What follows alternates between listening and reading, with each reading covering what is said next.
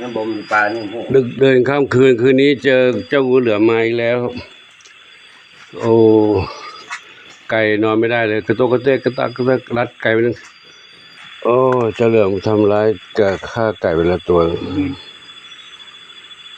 นี่กำลังกัดกำลังรัดอยู่ไก่ตายแล้วเกิดมันรัดตายเลยรัดตายมันก็จะกินแล้วครับ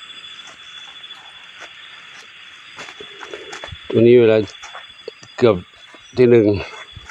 ไก่ร้องกระโตกกระเตกอยู่ไม่ได้ต้องมาช่วยกันดูปรากฏว่าเจอเจ้าเหลือมมารัดไก่ไปแล้วเจ้าเหลือมเอ้ยมากวนไก่ทำไมลูก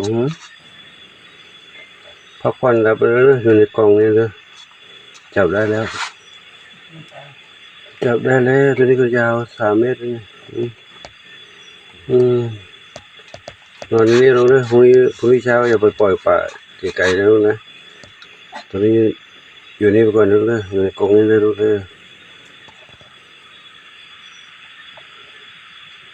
ทำนิ่งนะทำนิ่งนะ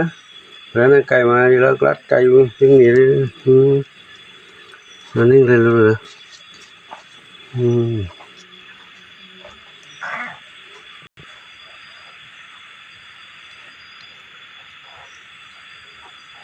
ลายสวยนะแต่อำพรางลายสวยเลยได้มาถ้าคนตามไม่ดูจริงๆก็ผมไม่รู้ว่าเป็นงูเหลือม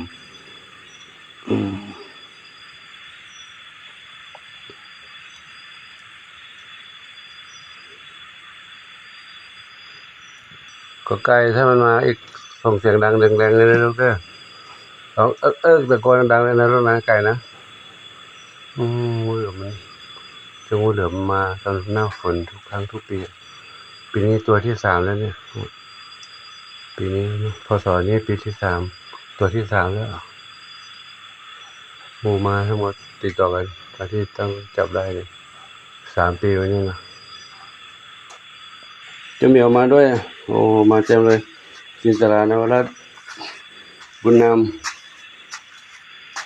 ำเป็นท่าเท้าขาวใหญ่ใครอีกเป็นท่าหนวดป้าเข้ามาเร็วป้าเข้าบ้านเลยเข้ามาเร็วเข้ามาเร็วเข้ามาเร็วเข้ามาแล้ว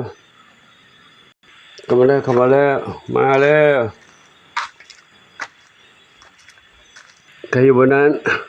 ชอบปากกามากันแล้วเนาะมาครบแล้วลูกนะอยู่ข้างนอกไม่ได้รู้เลยหัวเหลือมเยอะนะอยู่ในนี้เลยลูกเลยแล้วผมขอยุติแค่นี้นะจับเจ้าเหลือมได้แล้วตัวที่สามจะกลับมาแล้วนะไปนอนหลับพักผ่อนต่อไม่ได้หลับดีเจ้างูเหลือมมากวน